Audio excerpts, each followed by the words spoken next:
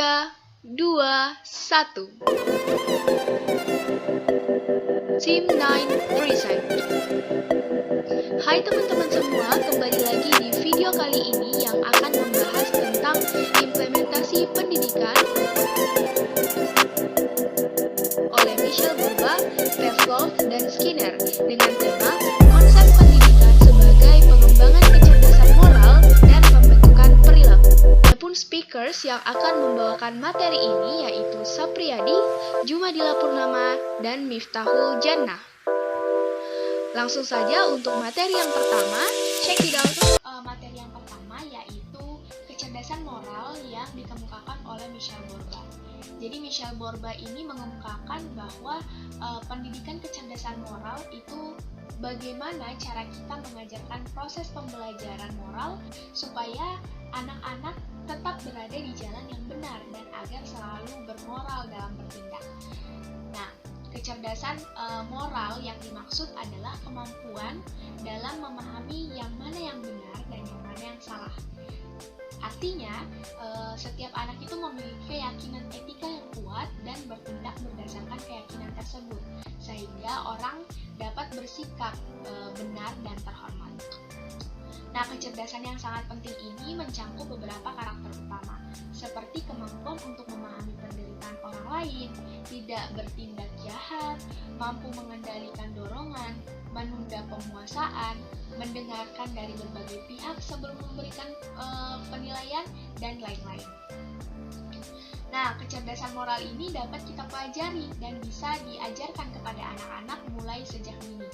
Namun, peran sekolah juga tidak kalah penting untuk hal ini karena dalam menemukan kecerdasan, seorang anak itu harus dibantu oleh lingkungannya, baik itu dari orang tua, guru, maupun sistem pendidikan yang diimplementasikan.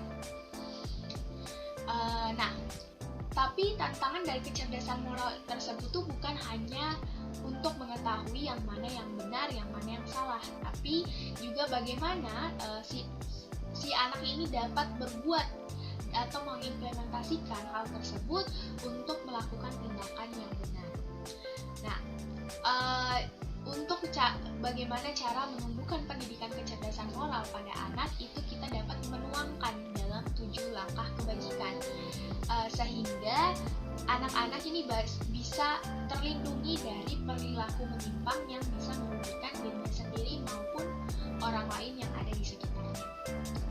Yang pertama adalah empati.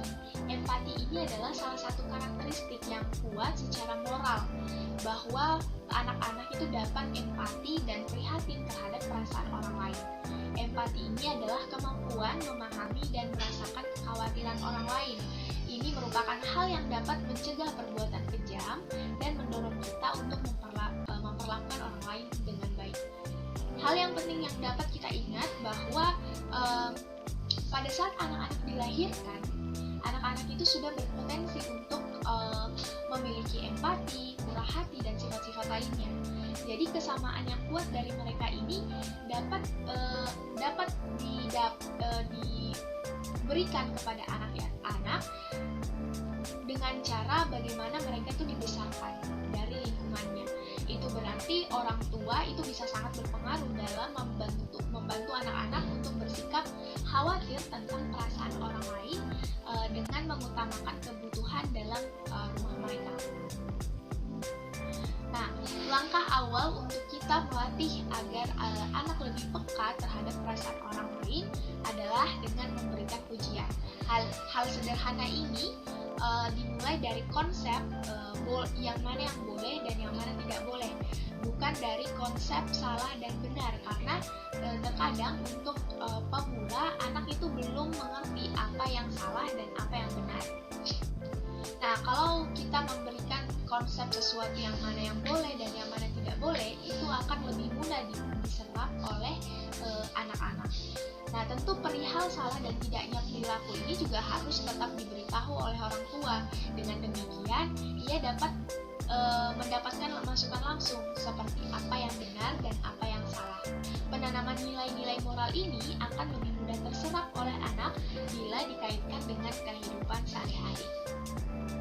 Nah, orang tua itu juga dapat secara konsisten bereaksi terhadap perilaku buruk anak dengan memfokuskan pada perasaan orang yang menjadi korban, sehingga anak ini dapat cenderung lebih empati, seperti membuat anak menempatkan diri pada posisi orang lain dan membayangkan bagaimana rasanya mendapatkan perlakuan buruk, sehingga ini dapat memberikan kesempatan pada anak untuk mengalami dan melihat berbagai sudut pandang yang berbeda di lingkungannya.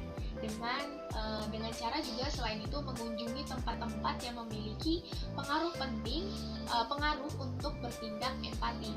Dengan semakin beragamnya sudut pandang yang dapat dilihat, semakin mudah juga anak-anak berempati terhadap orang lain yang mempunyai keperluan dan pandangan yang berbeda dari dirinya sendiri. Nah, kita juga dapat membangkitkan rasa bangga pada diri anak dan senang apabila si anak dapat merelakan waktu dan harga tanpa pamrih, harta dan tanpa pamrih, hanya demi harapan atau kenyamanan dan benar-benar tulus ingin membahagiakan orang lain tanpa mendapatkan balasan. Dan itu semua merupakan ekspresi tertinggi dari moralitas manusia. Lalu selanjutnya ada yang namanya hati nurani. Kebijakan ini merupakan pengembangan dari hati nurani. Jadi hati nurani ini adalah suara hati yang membantu kita dalam membedakan yang mana yang benar dan yang mana yang salah. Hati nurani ini merupakan landasan yang kuat bagi kehidupan yang baik, kehidupan masyarakat yang baik, serta perilaku etika. Nah, setiap orang tua ini sebagai pengajar moral sangat berperan penting dalam menentukan anak menjalani hidup sesuai etika yang berlaku dengan diterapkan pola asuh yang baik dan dapat mengarahkan perkembangan hati nurani. Nah, hati nurani berbuat atas dasar kewajiban, bukan karena balasan atau siksaan, tetapi lebih disebabkan perasaan dalam batin yang timbul dari hati yang paling dalam. Misalnya melihat seseorang jatuh di jalan itu saat tidak ada orang, maka hati nurani akan bertindak seketika itu untuk membantu orang tersebut. Kecerdasan moral pada anak-anak ini tidak muncul secara otomatis, tetapi melalui proses teladan. Dalam konteks sosialisasi nilai-nilai dan norma hidup yang menjadi dasar moral anak-anak, anak-anak akan mengikuti apa saja yang mereka lihat dari orang-orang dewasa di sekitarnya. Nah, untuk menumbuhkan hati nurani yang kuat dalam diri anak-anak itu ada 3 langkah. Yang pertama, kita dapat menguraikan bagaimana menciptakan konteks untuk mengembangkan kesadaran yang kuat dalam diri anak. Dalam pola asuh terbaik yang dapat diterapkan untuk memperkuat perkembangan moral anak, itu kita dapat meletakkan dasar untuk membantu anak mengenali mana yang benar dan mana yang salah. Kedua, kita dapat menanamkan pedoman kebajikan yang kuat, yaitu dengan mengarahkan anak mengambil pilihan yang tepat dan melakukan tindakan yang bermoral serta setiap tahap perkembangannya. Lalu yang ketiga itu kita dapat mengungkapkan bagaimana disiplin yang paling efektif. Tidak hanya mengajarkan anak tentang benar dan salah, melainkan juga membantu dan mengembangkan penerapan moral sehingga dapat mencapai tingkatan yang lebih tinggi. Selanjutnya ada kendali diri. Kita lanjut ke self control. Jadi kebijakan yang menjadi inti moral selanjutnya adalah kendali diri. Nah, kendali diri ini berarti mengendalikan pikiran dan tindakan agar dapat menahan dorongan dari dalam maupun luar sehingga dapat bertindak dengan benar. Pengertian dari kontrol diri ini juga merupakan kemampuan untuk bertahan hidup, di mana seseorang yang tidak dapat mengontrol emosinya akan sulit menjalani berbagai aspek kehidupan masyarakat, termasuk hubungan baik dengan orang lain serta mempertahankan pekerjaan. Nah, kita dapat mengajarkan anak-anak bagaimana menghadapi perilaku jahat. Melakukan kendali diri akan menunjukkan kepada mereka cara untuk menyelesaikan konflik tanpa harus menggunakan kekerasan dan akan meningkatkan kepercayaan sedang marah atau kesal atas perbuatan jahat, mereka mampu dan dapat mengontrol dirinya untuk tidak hanyut dalam emosi. Nah, karena peningkatan kenakalan remaja yang mengganggu di dalam masyarakat mengarah pada kemerosotan moral serta keseluruhan moral seperti kekerasan, mencuri, menipu, tidak menghormati otoritas dan kekejaman rekan, kefanatikan dan tindakan kejahatan yang lainnya.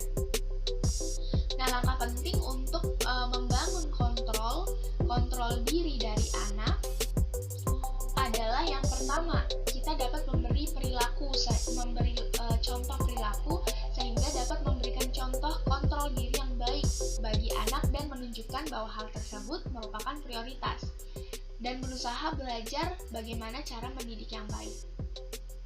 Yang kedua adalah membantu anak untuk menumbuhkan sistem regulasi internal.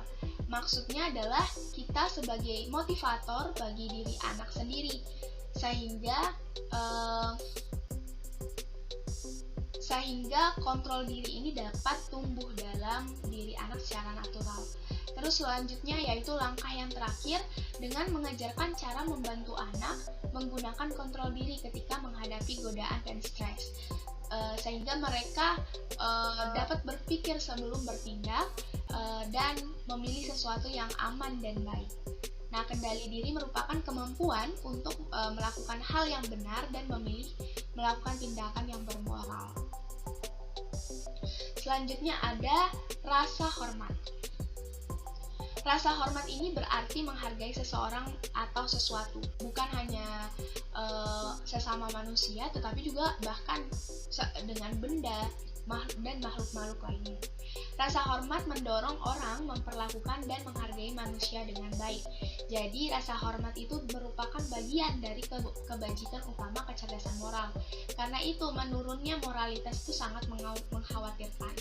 Adapun faktor yang berpengaruh terhadap turunnya krisis rasa hormat seperti ketiadaan penghargaan terhadap anak, kemunduran adab dan sopan santun, kekhawatiran dan kecurigaan, kekurangan panutan yang baik, kebanyakan kata-kata yang tidak senonoh, kekerasan dan ketidaksopanan, dan ketidaksenonohan yang biasanya diberitakan oleh media. Nah, orang tua adalah guru pertama dan yang paling kuat untuk menciptakan moral dari anak-anak. Jadi, kita harus memastikan bahwa perilaku moral anak-anak adalah perilaku yang diambil dari contoh yang diberikan orang tua dan ditiru oleh anak. Secara umum, memperlakukan orang lain dengan sikap hormat berarti memperhatikan keselamatan dan kebahagiaannya dalam menunjukkan bahwa pikiran dan keinginan serta kebutuhan adalah penting karena semata-mata ia adalah manusia. Nah, jika kita ingin anak kita menjadi pribadi yang memiliki sikap hormat, kita harus mengajarkan prinsip moral terlebih dahulu untuk membentuk sikap dan tindakan yang spesifik dan jelas.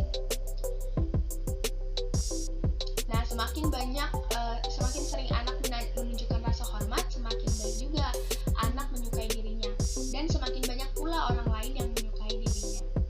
Lalu selanjutnya ada yang namanya kebaikan hati.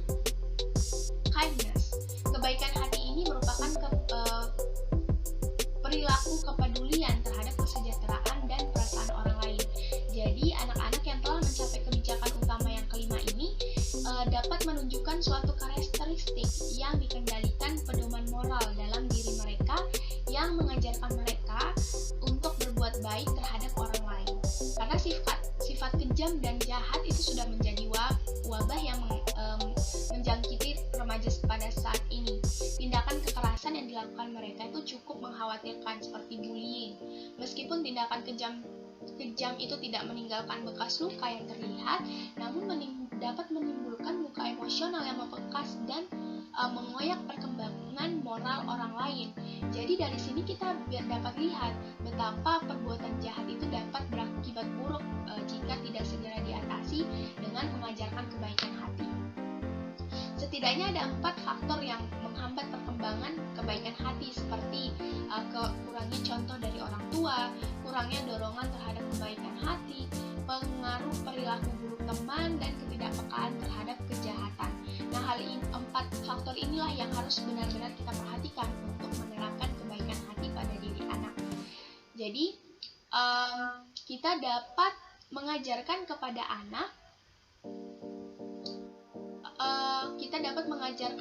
anak dengan menumbuhkan kepedulian,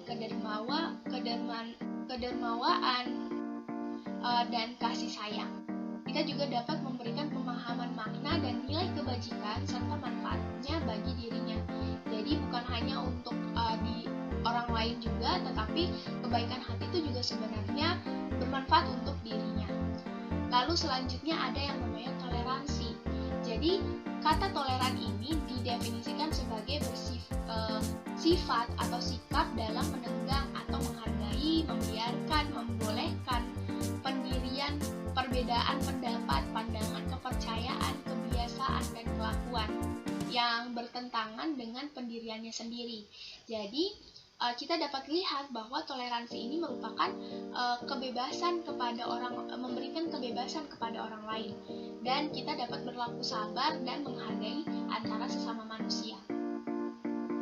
Nah, toleransi ini merupakan nilai moral yang membuat anak menghargai tanpa membedakan suku, gender, penampilan, budaya, keyakinan, kemampuan, atau orientasi seksual. Anak yang toleran itu dapat menghargai orang lain meskipun berbeda pandangan dan keyakinan. Dengan kapasitas seperti itu, anak-anak ini dapat menolerir kekejaman, kefanatikan, dan rasialisme. Langkah pertama yang dapat kita lakukan untuk memupuk toleransinya adalah bercermin dan melihat prasangka buruk diri sendiri, serta merenungkan bagaimana untuk memproyeksikan ide-ide untuk menerapkan toleransi. Kemungkinannya adalah komunikasi secara sengaja kepada anak-anak melalui sikap tersebut. Jangan membuat sebuah pertanyaan yang membuat mereka marah dan tersinggung. Langkah selanjutnya adalah juga mendengarkan komentar yang bernada diskriminasi, jadi berlawanan, seperti dengan mendorong anak-anak untuk mencari kesamaan apa yang dia miliki dengan orang lain, bukan mencari perbedaan. Jadi ketika menemukan perbedaan, dia tidak mencari perbedaannya, tetapi bagaimana untuk menyatukan perbedaan tersebut. Dan ada juga banyak cara untuk membedakan orang lain, tapi yang lebih penting adalah bagaimana mencari kesamaan dengan yang lainnya. Lalu selanjutnya adalah bersikap adil. Yang terakhir adalah bersikap adil, di mana keadilan ini dapat membuat orang memperlakukan orang lain dengan pantas, tidak memihak dan benar. Karena itu keadilan merupakan kebajikan utama dari kecerdasan moral. Keadilan ini merupakan sesuatu yang dapat mendorong kita untuk berpikiran terbuka dan jujur dalam bertindak benar.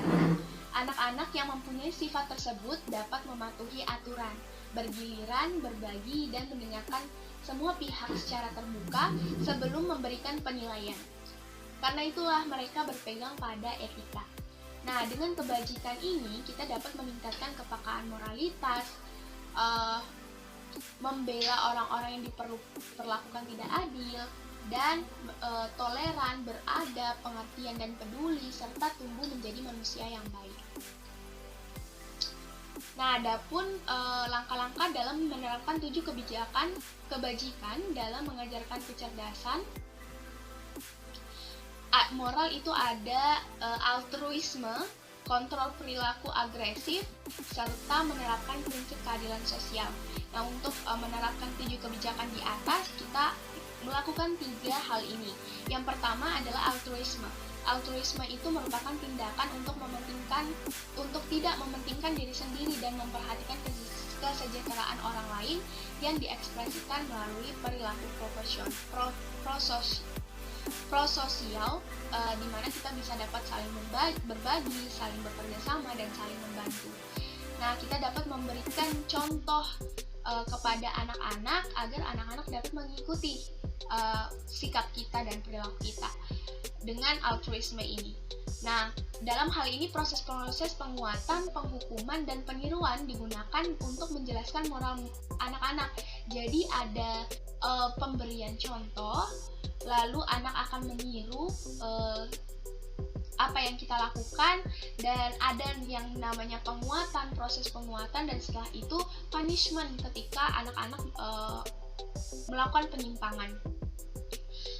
Apabila anak diberi hadiah atas perilaku yang sesuai, anak akan kita berikan hadiah atas perilaku yang sesuai dengan aturan atau kontrol sosial. Hadiah ini bukan berarti hadiah barang, tapi hadiah seperti reward, seperti itu dapat berupa pujian atau dapat juga hadiah yang secara material. Nah, dengan begitu mereka akan mengulangi perilaku tersebut atau sebaliknya. Seperti itu. Lalu selanjutnya adalah kontrol perilaku agresif. Nah, kita dapat mengontrol perilaku agresif anak dengan selalu memperlihatkan perasaan marah dan bermusuhan kepada orang lain. Jadi, kita harus mengontrol perilaku agresif ini.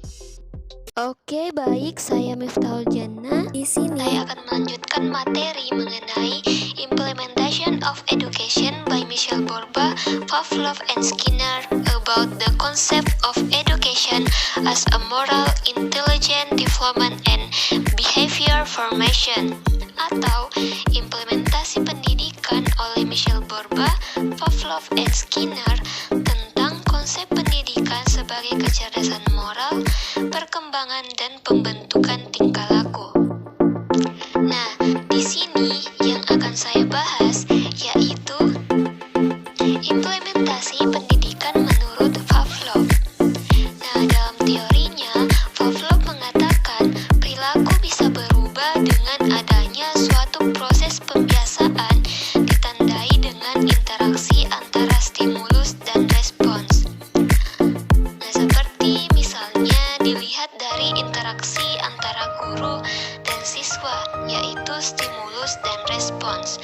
Guru memberikan tindakan atau stimulus kepada siswa, dan siswa pun memberikan respon atau tanggapan atas stimulus yang diberikan oleh guru tersebut.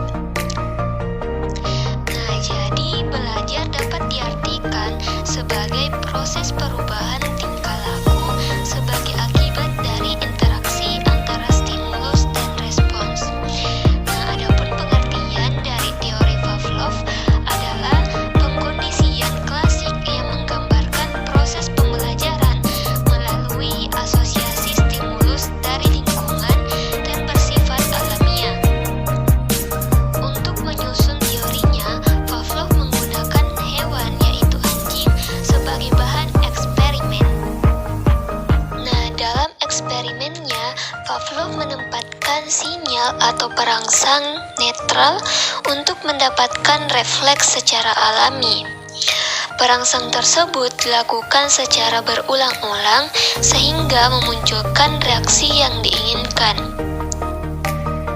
Nah, dalam teorinya, Pavlov mengemukakan beberapa prinsip, yaitu yang pertama, belajar merupakan suatu pembentukan kebiasaan dengan cara menghubungkan antara perangsang atau stimulus yang lebih kuat dengan yang lebih lemah. Dan yang kedua, yaitu adanya proses belajar terjadi bila adanya suatu interaksi antara organisme dengan lingkungannya. Yang ketiga, yaitu belajar merupakan perubahan pada organisme. Yang keempat, yaitu setiap perangsang akan menimbulkan aktivitas otak US atau unconditioned stimulus dan CS atau conditioning stimulus akan menimbulkan aktivitas pada otak. Dan yang kelima, yaitu semua aktivitas susunan syaraf pusat diatur oleh eksitasi dan inhibisi. Nah, eksitasi dan inhibisi ini akan mempengaruhi respon organisme terhadap lingkungan. Namun demikian, Pavlov juga menyadari bahwa tingkah laku manusia lebih kompleks dari binatang. karena manusia mempunyai bahasa dan hal lainnya yang akan mempengaruhi tingkah laku pada manusia itu sendiri. Nah, selanjutnya, berdasarkan eksperimen yang dilakukan kepada hewan, yaitu anjing, Pavlov membagi eksperimennya menjadi 4 bagian. Nah, yang pertama yaitu US atau Unconditioned Stimulus. Unconditioned stimulus adalah sebuah stimulus asli atau netral yang dipergunakan untuk menimbulkan respon secara langsung. Nah, misalnya kita lihat pada gambar yang pertama, di situ anjing diberikan sebuah makanan berupa daging di depannya. Nah, daging tersebut merangsang anjing untuk mengeluarkan air liur. Yang kedua yaitu CS atau conditioning stimulus atau stimulus bersyarat. Stimulus bersyarat yaitu stimulus yang tidak menimbulkan respon atau tidak dapat langsung menimbulkan respon. Nah, oleh karena itu, untuk dapat menimbulkan respon, perlu digunakan US atau unconditioned stimulus secara terus-menerus. Nah, kita perhatikan pada gambar yang kedua. Di sini anjing diperdengarkan bel di depannya, namun tidak direspon oleh anjing, sehingga anjing hanya terdiam dan tidak mengeluarkan air liur. Nah, yang ketiga yaitu UR atau unconditioned response. Unconditioned respon. Nah, conditioned respon adalah sebuah respon yang tidak bersyarat. Maksudnya, timbulnya sebuah respon disebabkan hadirnya sebuah stimulus netral atau S. Misalnya, anjing diberikan makanan dan diperdengarkan bel secara bersamaan. Maka, respon yang akan terjadi dapat kita lihat pada gambar, yaitu anjing mengeluarkan air liur. Nah, yang keempat yaitu CR atau conditioning response. Conditioning response atau respon bersyarat yaitu respon yang muncul disebabkan hadirnya CS atau conditioning stimulus. Nah, bisa kita lihat pada gambar keempat, yaitu anjing hanya diperdengarkan bel di depannya. Dan akhirnya pada tahap keempat ini, anjing merespon dan dapat mengeluarkan air liur. Nah, hasil yang diharapkan dari penerapan teori atau eksperimen Pavlov adalah terbentuknya perilaku yang diinginkan sehingga menjadi sebuah kebiasaan. Nah, demikian halnya dengan manusia. Manusia dapat dikondisikan sedemikian rupa dengan mengulang dan latihan pada tahapan belajar, sehingga nantinya perilaku yang diinginkan dapat menjadi suatu kebiasaan.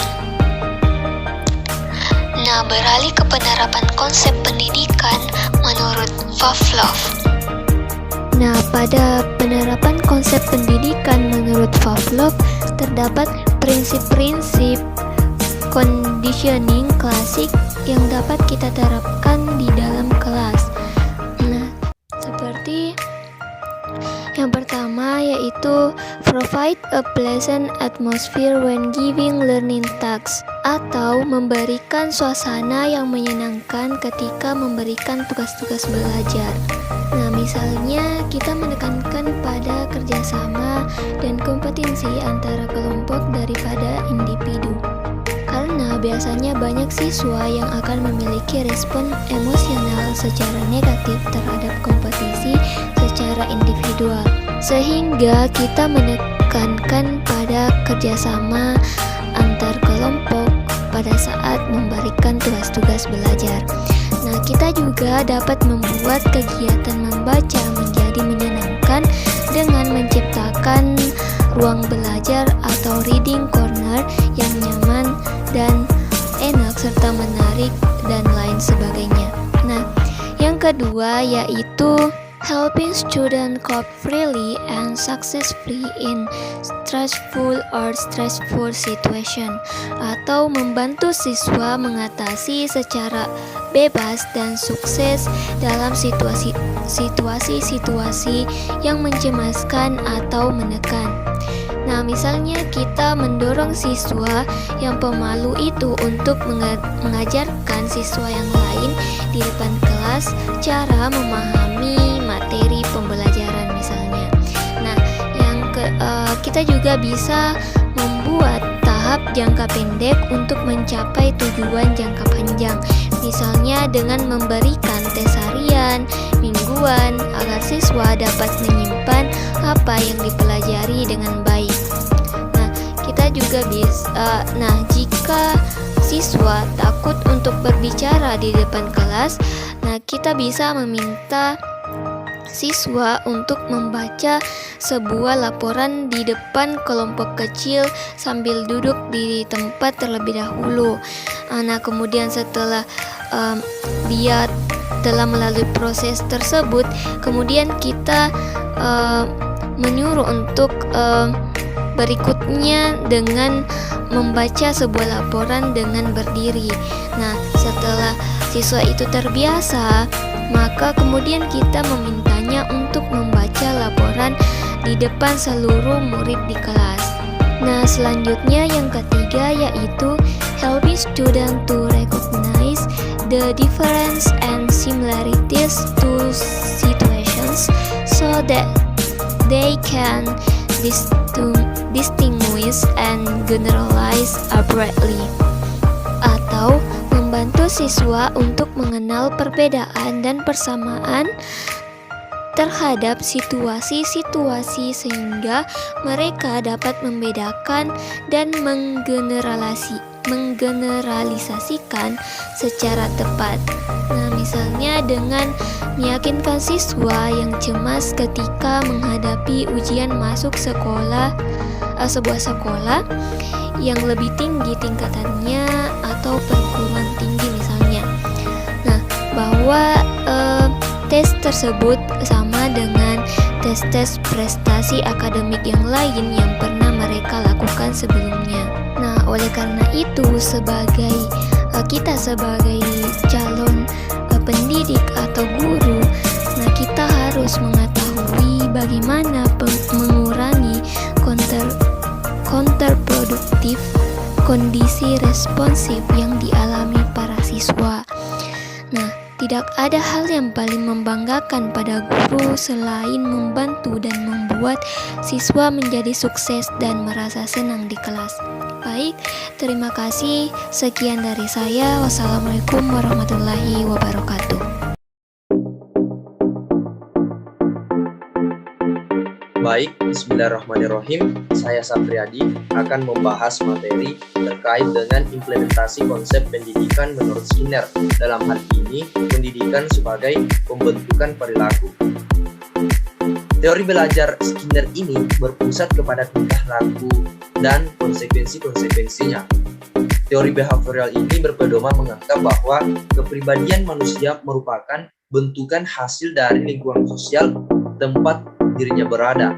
Skinner ini merupakan tokoh behavioris yang menunjukkan bahwa perilaku individu dikontrol melalui proses operant conditioning, yang dimana seseorang ini mampu mengontrol tingkah laku organisme melalui pemberian reinforcement yang bijaksana melalui lingkungan yang relatif besar.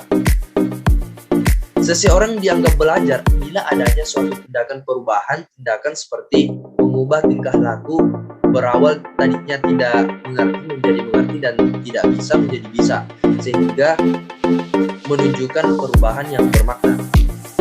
Nah, adapun prinsip-prinsip yang dikemukakan oleh Skinner adalah yang pertama, teori penting dari teori belajar perilaku ini adalah berubah menurut konsekuensi-konsekuensi langsung, seperti yang menyenangkan akan memperkuat perilaku maupun konsekuensi yang tidak menyenangkan akan memperlambat atau memperlemah perilaku. reinforcer adalah konsekuensi menyenangkan, sedangkan hukuman atau punishment yang tidak menyenangkan. Kemudian yang kedua, konsekuensi yang mengikuti perilaku akan lebih mempengaruhi. Ujian yang diberikan segera setelah seseorang melakukan suatu pekerjaan yang baik dapat merupakan reinforce yang lebih kuat. Kemudian yang ketiga, selain kesegaran dan reinforcement perlu digunakan dalam mengajar bila guru membimbing peserta didik menuju pencapaian tujuan dengan memberi reinforcement pada langkah-langkah yang menuju kepada keberhasilan. Oleh sebab itu, guru menggunakan teknik yang disebut pembentukan. Teori operant conditioning ini juga biasa disebut dengan kebiasaan instrumental. Operant conditioning ini adalah cara pembelaran di mana seorang anak mula-mulanya mengeluarkan suatu respon lalu mengaitkannya dengan suatu akibat atau hasil tertentu. Nah, ada dua hasil yang penting dari pembiasaan instrumental, yaitu response atau penguatan atau imbalan, dan punishment atau hukuman. Penguatan adalah hasil yang merangsang pembelajaran instrumental karena memperbesar kemungkinan timbulnya respon di masa mendatang. Contoh, apabila seorang guru memuji tindakan muridnya yang mau bergantian main ayunan dengan temannya, maka pujian itu adalah suatu penguat. Sementara kalau operant conditioning ini adalah suatu tipe pembelajaran yang sangat umum yang menyebabkan perbuatan-perbuatan tertentu makin sering atau makin jarang dilakukan tergantung dari hasil perbuatan tersebut. Nah, adapun bentuk teori Skinner ini terbagi atas dua. Nah, yang pertama itu responding response. Responding response atau refleksi response ini merupakan respons yang ditimbulkan oleh perangsang-perangsang tertentu. Perangsang-perangsang yang demikian itu yang disebut eliciting stimuli atau yang menimbulkan respons-respons yang secara relatif tetap. Misalnya, makanan yang menimbulkan keluarnya air liur. Nah, pada umumnya perangsang-perangsang yang demikian itu mendahului respons yang ditimbulkannya. Kemudian yang kedua itu adalah operant response atau instrumental response, yaitu respon yang timbul dan berkembangnya diikuti oleh perangsang-perangsang tertentu. Perangsang yang demikian itu disebut reinforced stimuli atau responser. Karena perangsang-perangsang tersebut memperkuat respon yang telah dilakukan oleh organisme, jadi perangsang yang demikian itu mengikuti dan karenanya atau memperkuat sesuatu tingkah laku tertentu yang telah dilakukan. Nah, jika seorang belajar atau telah melakukan perbuatan lalu mendapat hadiah, maka dia akan menjadi lebih giat belajar atau responnya menjadi lebih intensif atau kuat. Mungkin sekian yang bisa saya paparkan. Saya ucapkan terima kasih.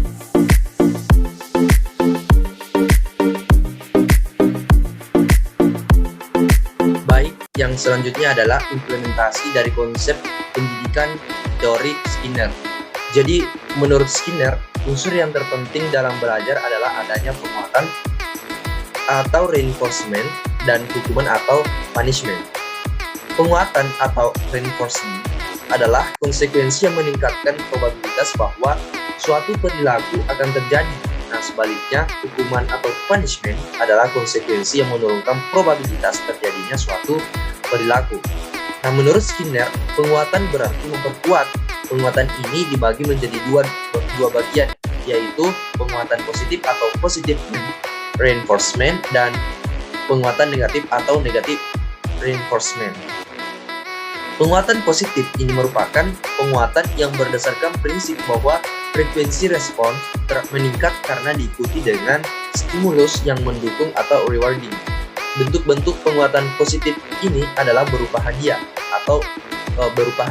yaitu permen, kado, makanan, dan lain sebagainya.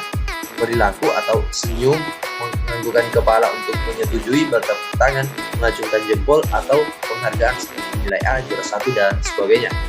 Kemudian untuk yang penguatan negatif ini adalah penguatan yang berdasarkan prinsip bahwa frekuensi respons meningkat karena diikuti dengan penghilangan stimulus yang merugikan atau tidak menyenangkan. Bentuk-bentuk penguatan negatif antara lain ini yang yaitu menunda atau tidak memberi penghargaan, memberikan tugas tambahan atau menunjukkan perilaku yang tidak sering atau menggeleng, berkerut, kecewa, dan lain sebagainya.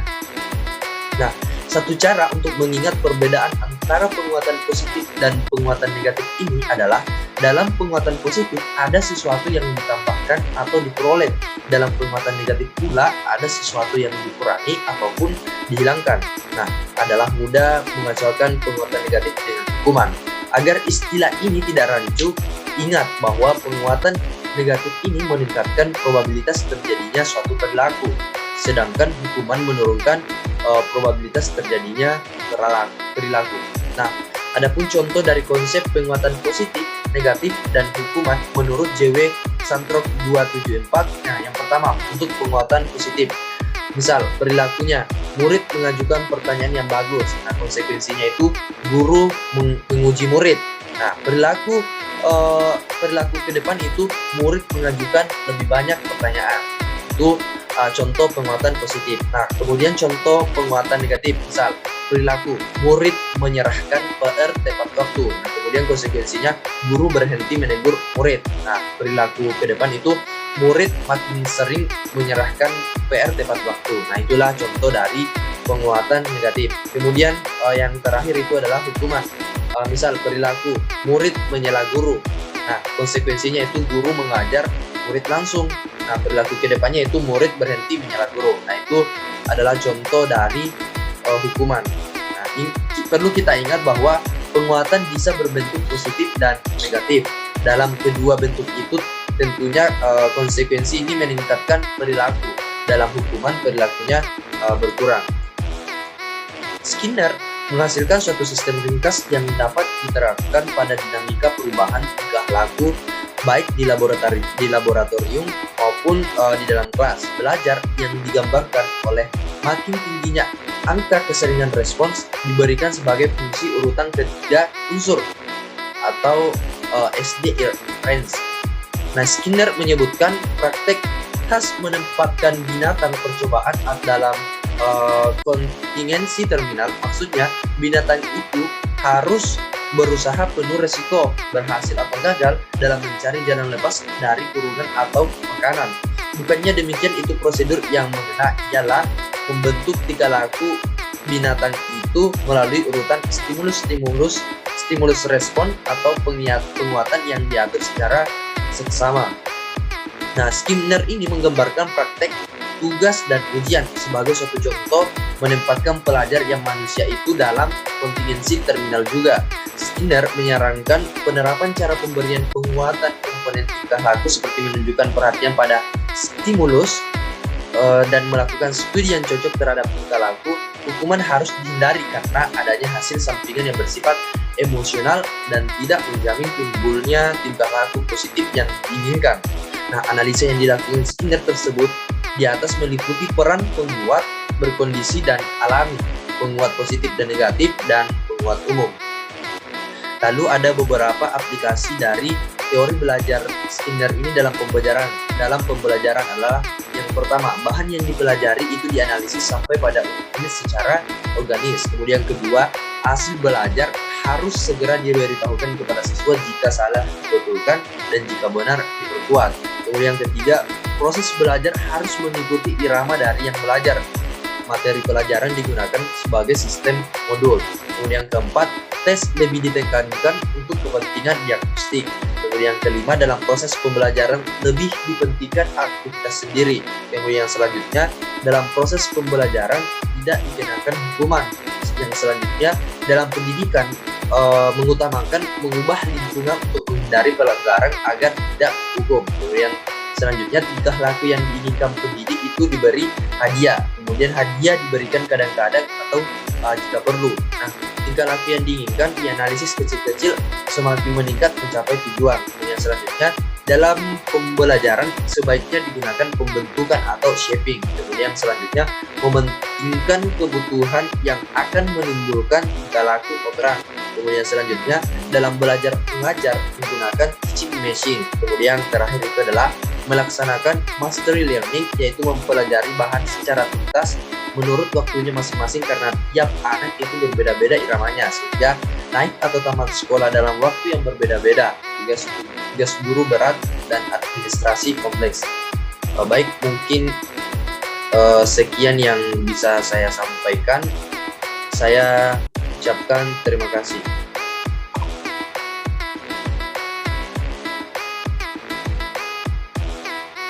Nah, sekian dari video kami untuk teman-teman